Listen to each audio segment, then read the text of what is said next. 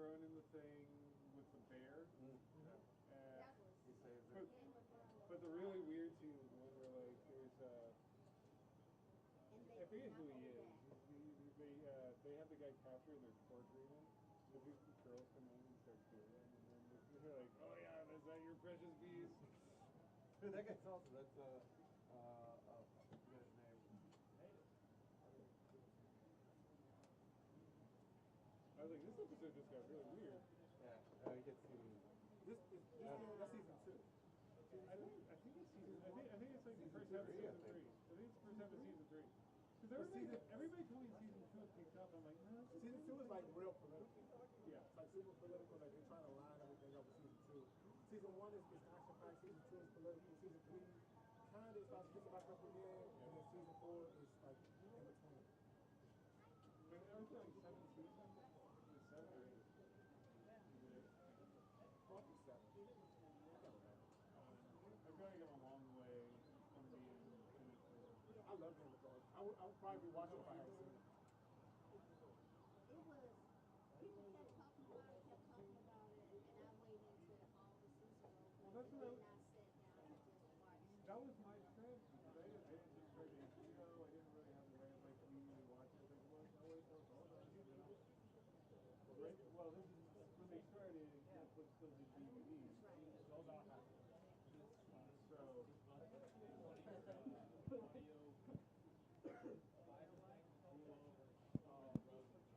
Oh, let's do it. Talk about lighting antennas? Yeah, one of the fans, about to speak over there. You have more say? I have a mic for you. Thank you. Josh. You are the best. Josh, so just, because I already told the mill aide that's going to be standing right there to expect this. Yes. The mic is going to be hot. So just be aware of that.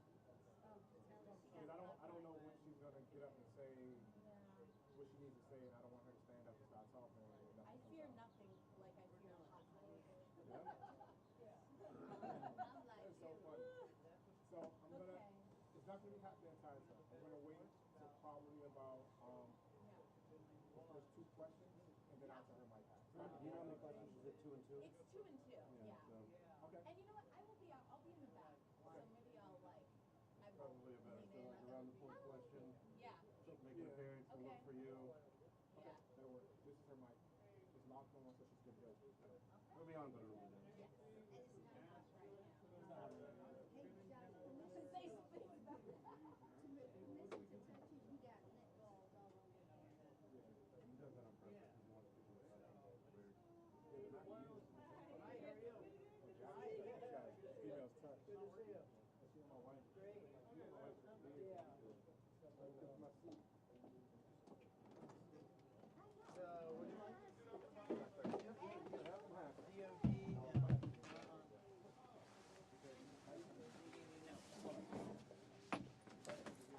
do you like? Are we all good?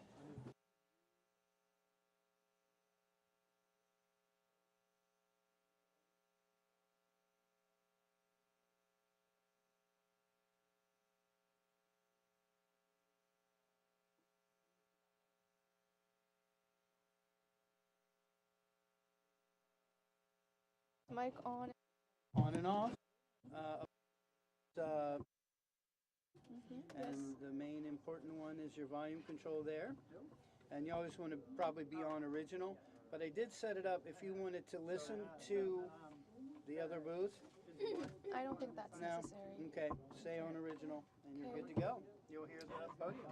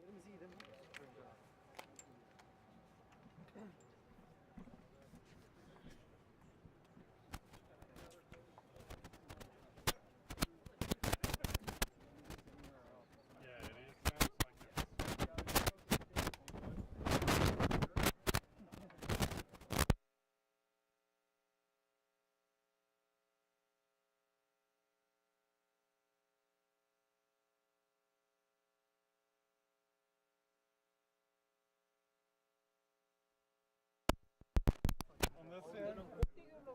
This end I'm fine. But as soon as they Check, audio check, audio check, audio check. Soft audio check. Audio check, 1, 2, 3, 1, 2, 3. Soft, not the real level. Making sure, Ali. Can you get Ali? You can hear it just because it's on there, but this is, that's it, that's where it's breaking up. It's like a little loose in there, you know what I mean? Audio check, audio check, audio check. Audio check, main riser, Sydney. Good, okay. Ed, Ed's happy?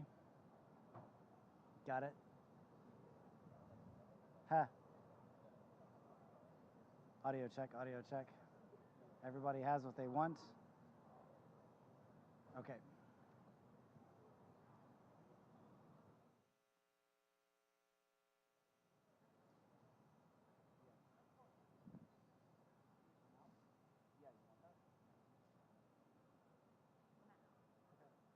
Here, I'm gonna email you and Shannon the number.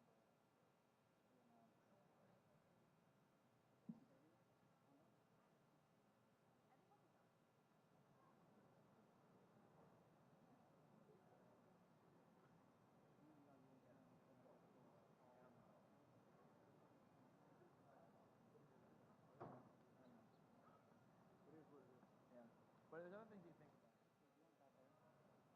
Go ahead.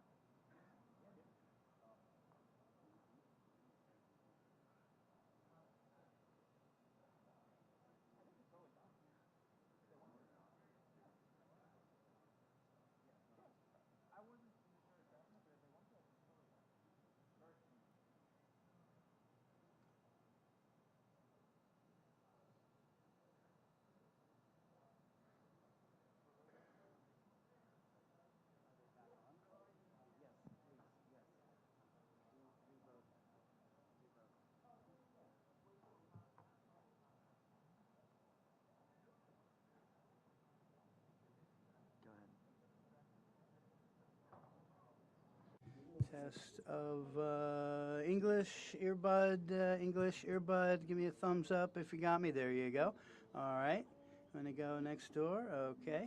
Coming up. Go.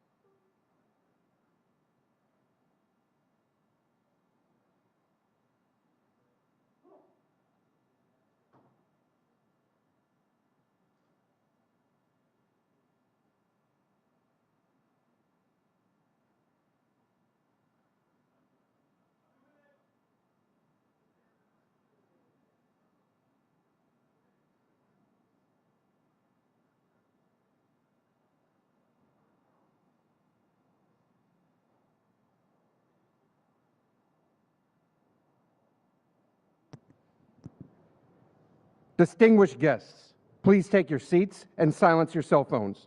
The program will begin momentarily.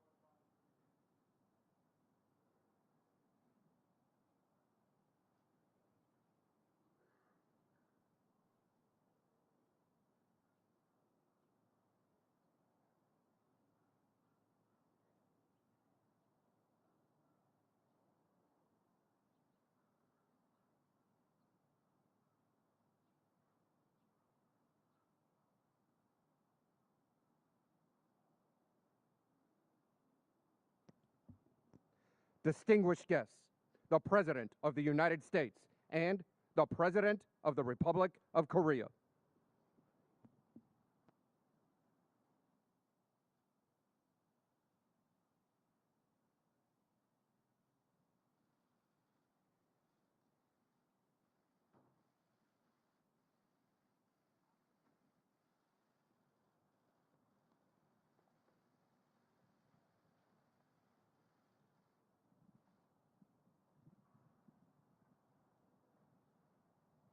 Please be seated.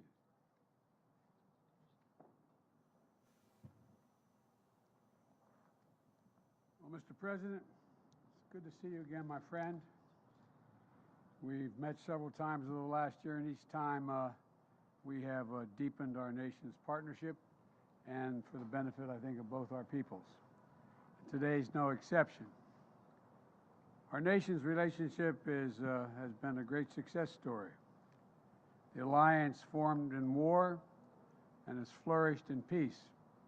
Seemingly every day, we've launched new areas of cooperation on cyber, strategic technologies, space, democracy, and all the areas that matter most to our future. Because of its core, our alliance is about building a better future for all of our people. And there's no better example than our economic relationship and partnership, which is delivering incredible benefits to both our nations. Through the Indo-Pacific Economic Framework, we're advancing economic growth grounded in high standards for our workers, for the environment, and for communities throughout the region. We're standing together against economic influence being leveraged in coercive ways. And since I took office, Korean companies have invested more than $100 billion in the United States, driving innovation and spurring good new jobs for Americans and Korean workers.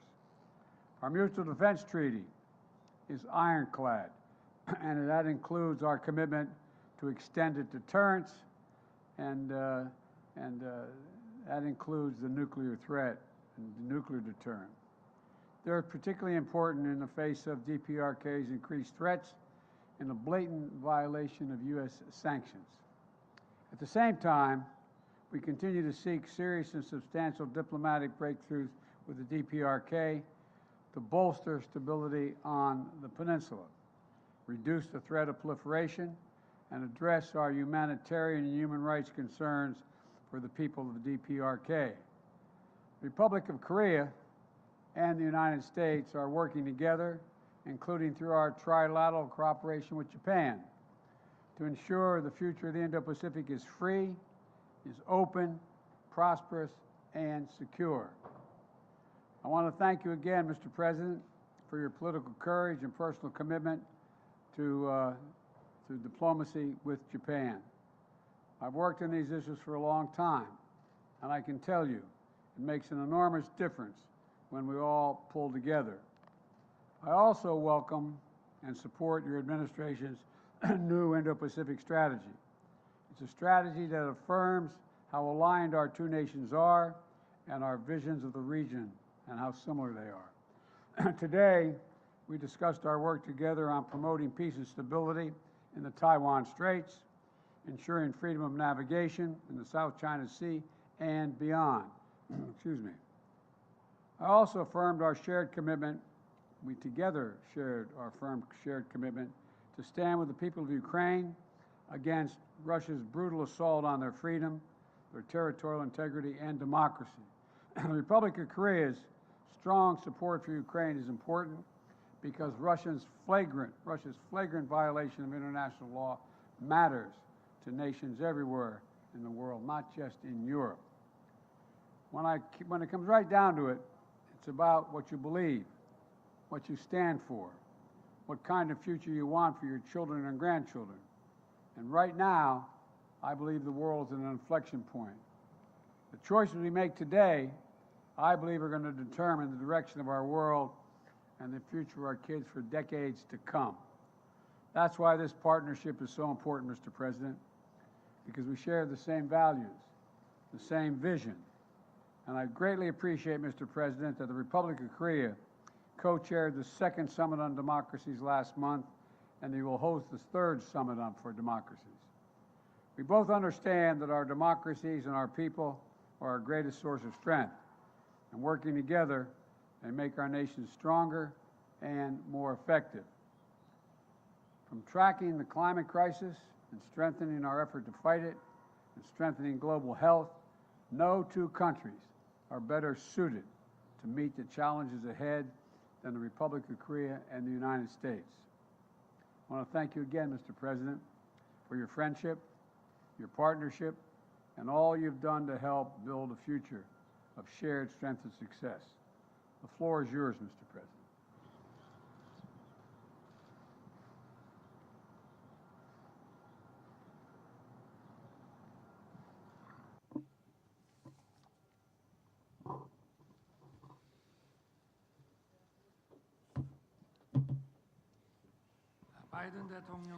President Biden, thank you for your special and warm hospitality.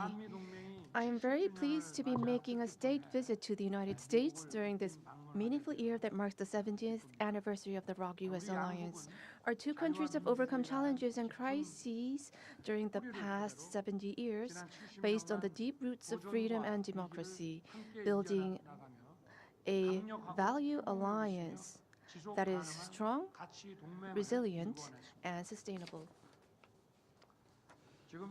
We are now being threatened by an unprecedented polycrisis. The ROK-US alliance is jointly overcoming this crisis, also coming from North Korea, as a righteous alliance that contributes to world peace and prosperity. We will further expand the depth and denotation of the ROK-US Global Comprehensive Strategic Partnership and march forward to the future.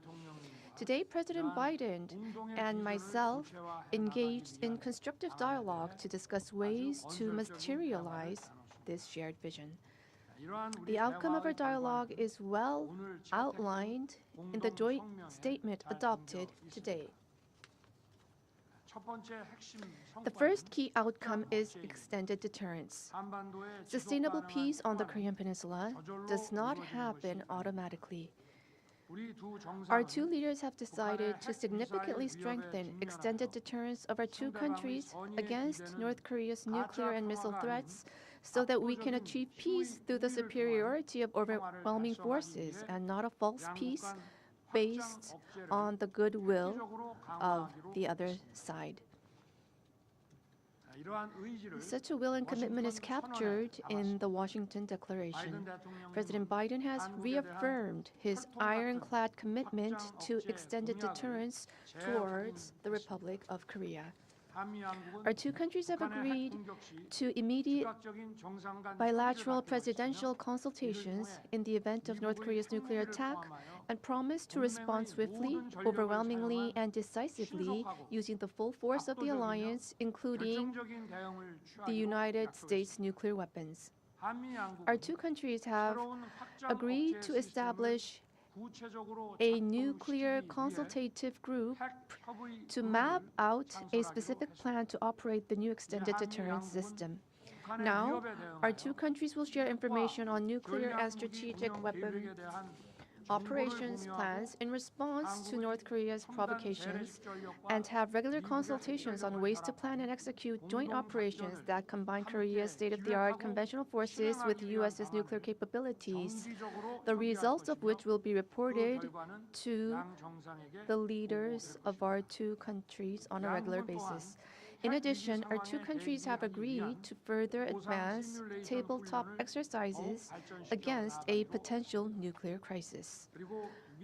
In addition, deployment of the United States strategic assets to the Korean Peninsula will be made constantly and routinely. President Biden and I will continue to cooperate to strengthen extended deterrence between our two countries based on our historical and concrete agreement reached during our summit. Second, our two leaders have agreed to further strengthen the strategic partnership in economic security, which is directly related to the national economies of our two countries. President Biden and I welcomed the expansion of our firms' bilateral mutual investment in advanced technology, including semiconductors, electric vehicles, and batteries. President Biden has said that no special support and considerations will be spared for Korean companies' investment and business activities in particular. We have agreed to consult and coordinate closely so that the U.S. Inflation Reduction Act and the CHIPS and Science Act can further strengthen supply chain cooperations between the two countries in advanced technology. Furthermore, we plan on ramping up partnerships in cutting-edge technology. We have agreed to establish a dialogue for next-generation emerging and core technology between the U.S. National Security Council and the Korea Office of National Security pertaining to chips, batteries, biotechnology, quantum science, and other cutting-edge technologies with the aim of promoting joint R&D and experts exchange. We have also adopted a separate joint statement for strengthening cooperation in the rapidly emerging quantum science and technology domain.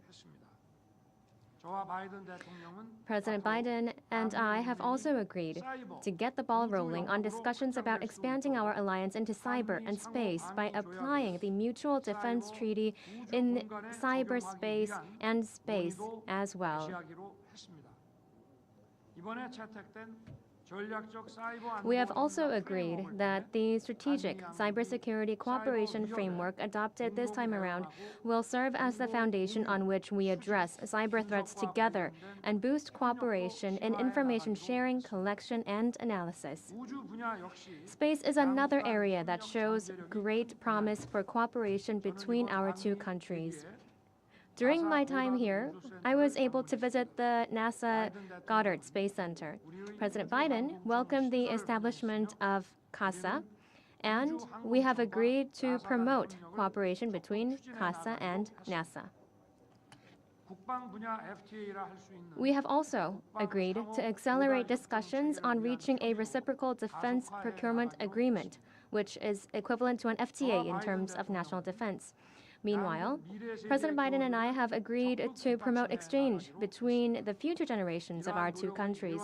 To this end, we have launched the U.S. ROK Special Exchange Initiative for Youths. In celebration of the 70th anniversary of the ROK-US Alliance this year, our two countries plan to invest a total of $60 million to support exchanges between 2,023 youths majoring in STEM, humanities, and social sciences.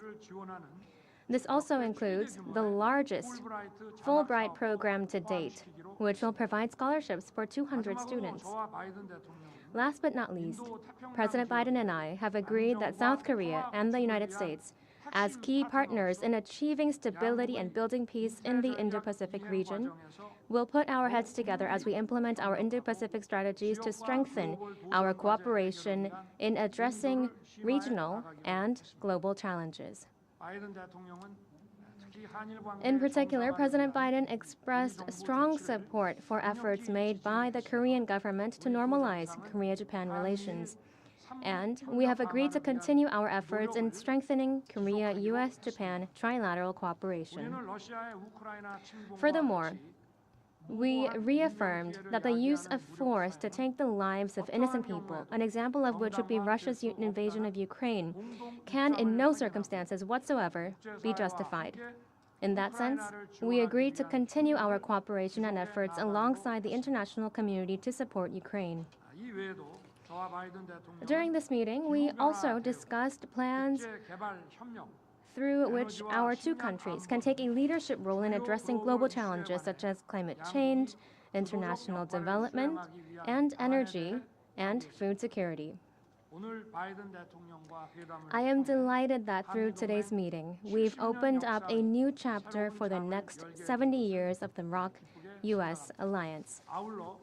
I hope President Biden and I, with the support of people in our two countries, can fully deliver on the blueprint that we have mapped out today with the aim of founded in the reaffirmation of the value of freedom and our universal values. Thank you.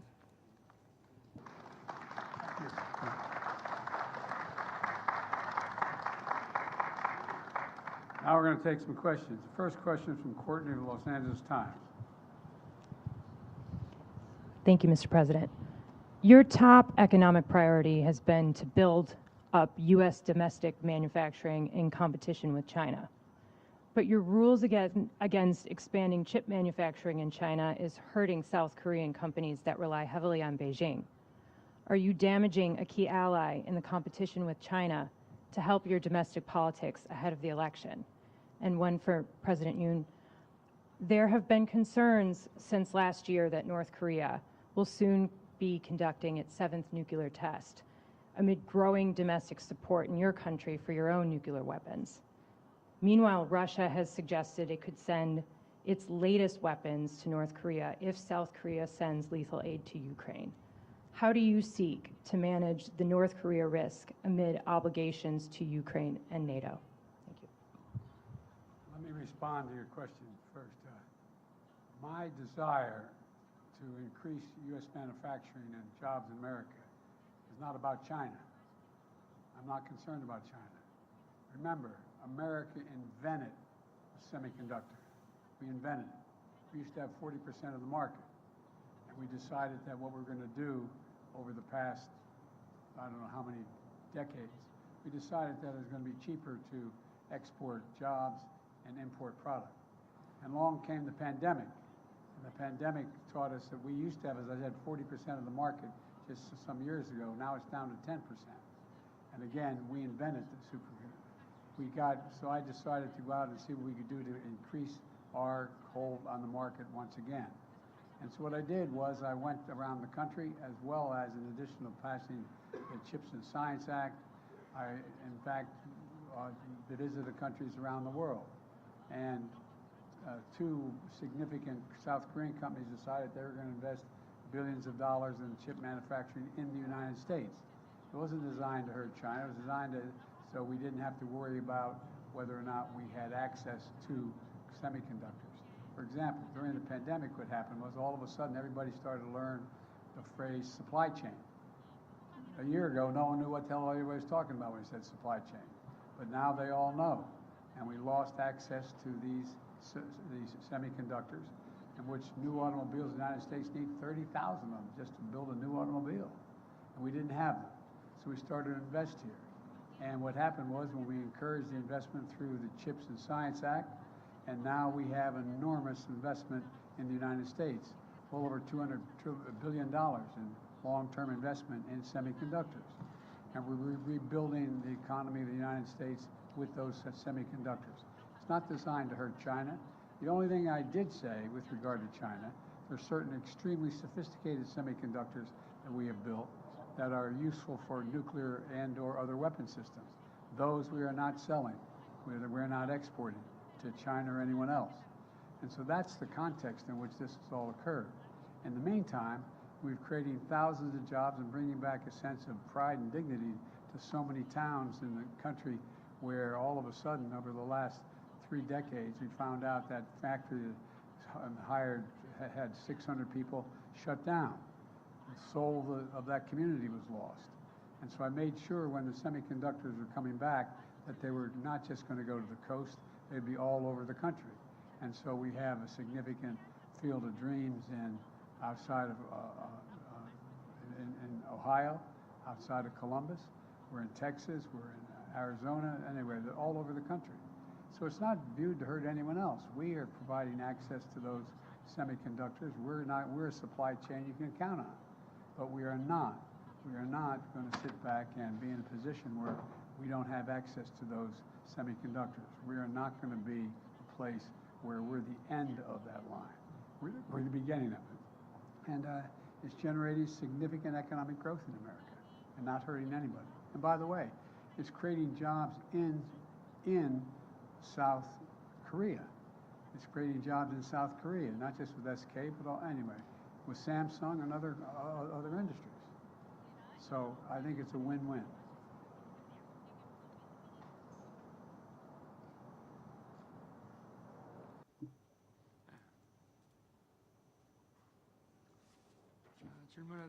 With regard to your question, let me provide my answer. Korea and the U.S., based on its Washington Declaration, our two countries have agreed to strengthen extended deterrence, and the implementation level is different from the past. First of all, we have an NCG, Nuclear Consultative Group, that has been launched that will implement discussions and actions, and we will hold regular meetings and consultations under NCG. We will share information on mutual nuclear assets and intelligence, and we will jointly plan responses and also jointly plan exercises and drills and implementation plans. So all of these will be strengthened and specified under the Nuclear Consultative Group. We want to customize our response against North Korea's nuclear threat based on extended deterrence. And in the process of achieving this goal, any concerns that Koreans may have against North Korean nuclear weapons will be relieved, I believe. If nuclear weapons are used, our two countries will strengthen our response in a swift manner.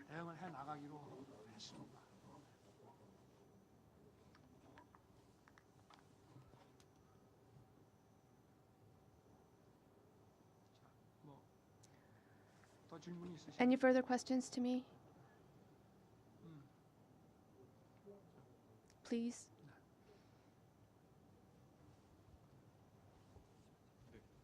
네, 안녕하세요. 저 MBN의 원중희 기자라고 합니다. Reporter 저도 One from 두 분께 One 질문을 한 가지 드리고 NTN. 싶은데요. I have two 답변 questions 지금 주셨지만 for 확장제 you. 관련해서 With regard to 이번에 extended 한미 협의 deterrence, 그룹이 좀 구성됐을 때 the 한국이 좀 NCG 구체적으로 that has 어떻게 been formed, 여기 작동하는지에 대해서 좀 여쭤보고 싶습니다. how 이를테면 will Korea 한국이 function 탑재가 under 가능한 미 NCG? 전략자산 운용에 Any 한국이 kind 좀 of 어떤 식으로 관여하게 되는지 이런 부분 nuclear 설명 equipped 가능하시면 좀 nuclear 부탁드리고요. assets will 관련해서 be in 바이든 function. 대통령께 여쭤보고 싶은 것은 And to President 오늘 발표 Biden, 보면 한국은 이제 NPT 체제를 유지하면서 Korea is to 확장 억제를 maintain the 강화하는 NPT 방식을 and it is to 채택을 strengthen 했는데요. extended 그렇게 deterrence, 보시기에 correct? 이 정도는 So, 북핵 위협에 based on your 대해서 view, 한국 do you 국민들이 think 느끼기에 this is 좀 enough 안심할 만한 to guard 수준이라고 Korea against the 판단하시는지 North Korean nuclear 여쭤보고 threat? 싶습니다. Thank you very much. 핵 협의 그룹의 활동에 대해서는 Well, let me address your question about the activities of the NCG. We are going to be sharing information and we're going to be acting jointly. That is the key. I can't talk to the specifics right now about what type of information and what type of specific activities we will be conducting. But however, under the nuclear umbrella, our extended deterrence was a lot lower. So right now, it's an unprecedented expansion and strengthening of the extended deterrence strategy under the Washington Declaration, which will create the NCG. The implementation and the response at this level has never thus far been this strong. So this is a new level of extended deterrence, much stronger, that I can say with confidence. The response that I would give you is that the extended deterrence means that we are having more consultation with whatever action is to be contemplated or taken. And we made it really very, very clear. The ROK has repeatedly confirmed its commitment to the Non-Proliferation Treaty. And the Washington Declaration is a prudent step to reinforce extended deterrence and respond to advancing DPRK nuclear threat. Look, a nuclear attack by North Korea against the United States or its allies or partisans or partners is unacceptable and will result in the end of whatever regime were to take such an action. And it's about strengthening deterrence in response to DPRK's escalatory behavior and to deal in complete consultation. And, you know, the idea that I have absolute authority as Commander-in-Chief and the sole authority to use a nuclear weapon, but, you know, what the declaration means is that we're going to make every effort to consult with our allies when it's appropriate, if any action is so called for. Certainly, we talked about this and some other things today, but the bottom line here is there's even closer cooperation, closer consultation, and we're not going to be stationing nuclear weapons on the peninsula, but we will have ports visits of nuclear submarines and things like that. We are not walking away from that.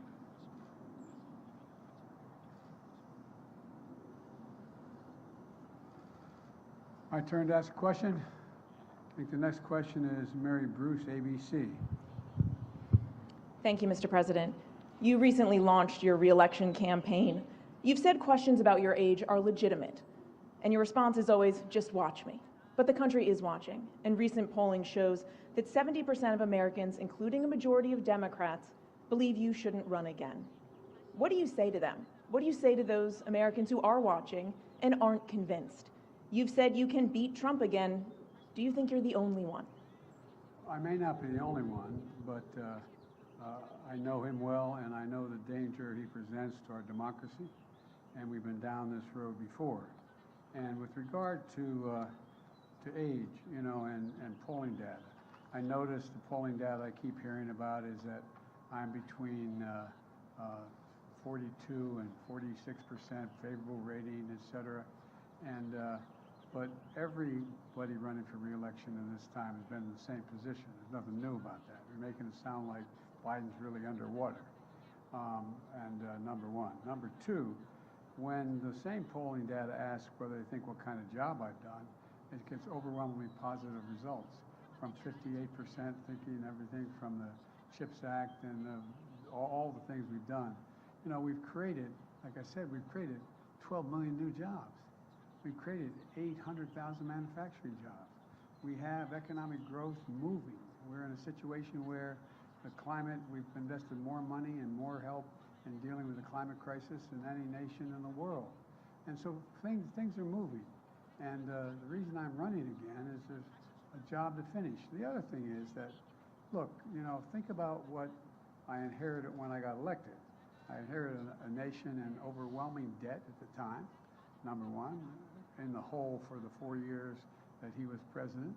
I inherited a nation that had a serious loss of credibility around the world as America first. And, you know, the first meeting I attended the G7, I said, America's back. And one of the world leaders looked and said, for how long? For how long?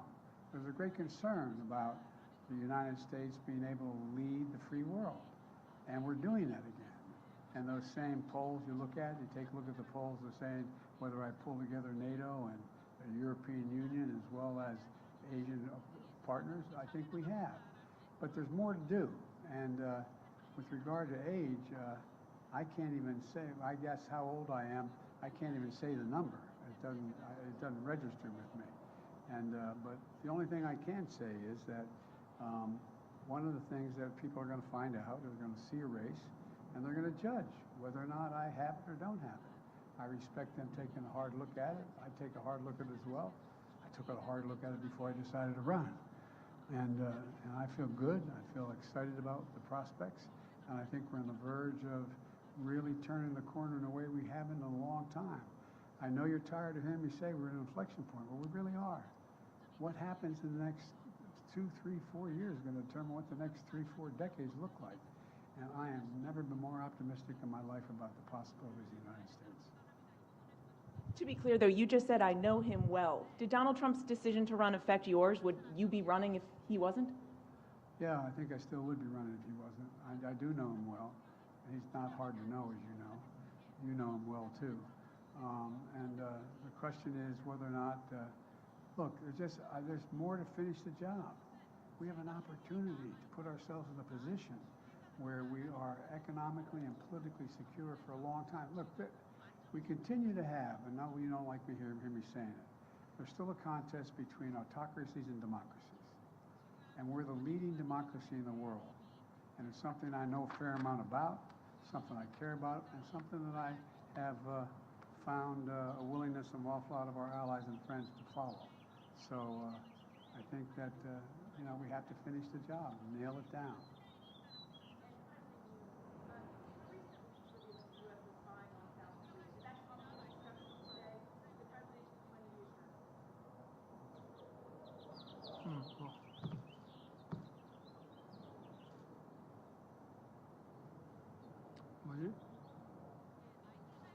You need to repeat the question. The mic was not used. We could not interpret.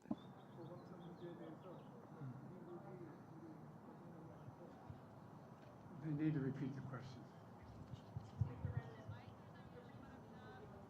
Please use the microphone. We cannot provide interpretation if you do not use the microphone. My apologies. Thank you.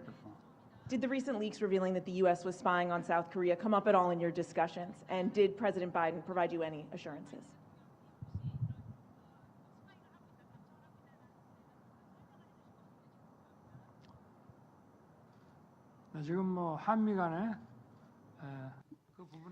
With regard to that, we are communicating between our two countries and we are sharing necessary information. I believe that investigation is underway in the United States. So various and complex variables are always in play. We need time to wait for the investigation results by the United States, and we plan to continue to communicate on the matter.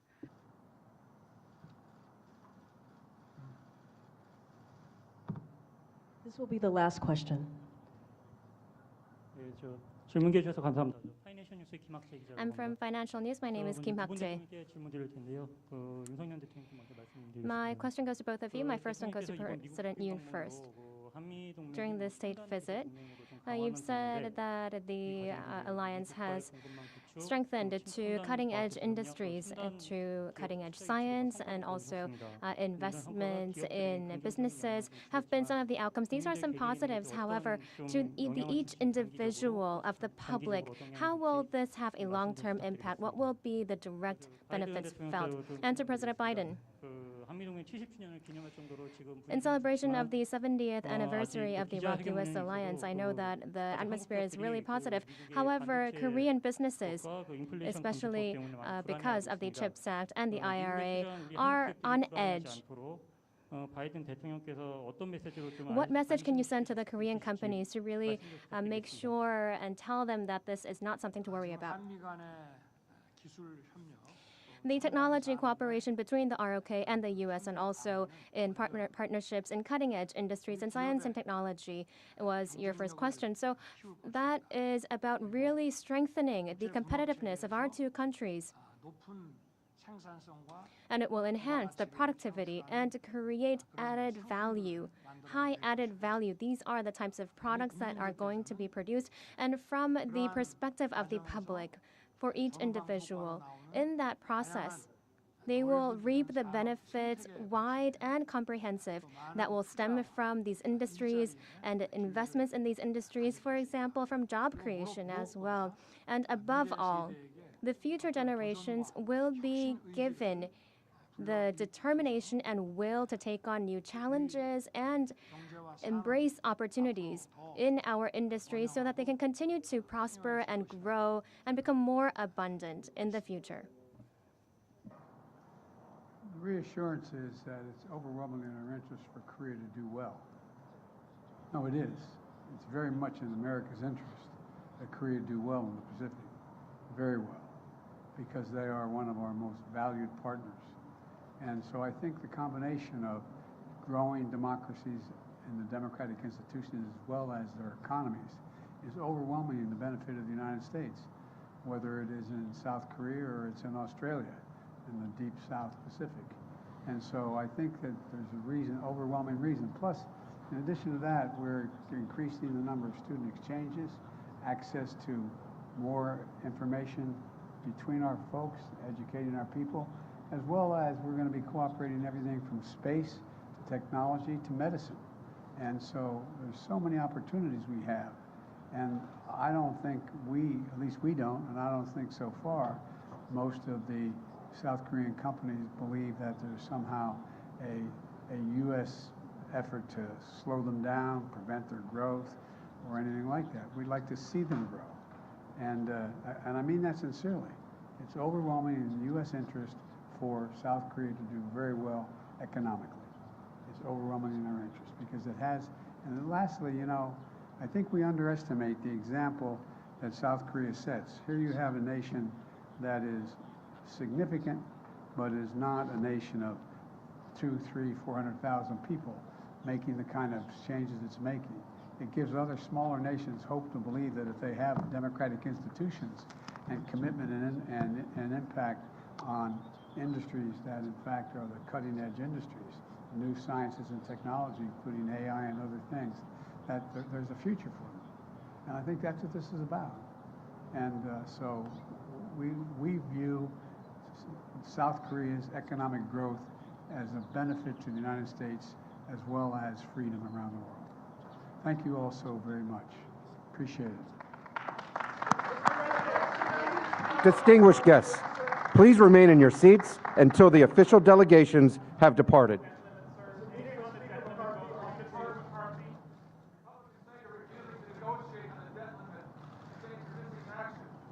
They haven't figured out the debt limit yet. Thank you. Happy to meet with McCarthy, but not on whether or not the debt limit gets extended. That's not negotiable.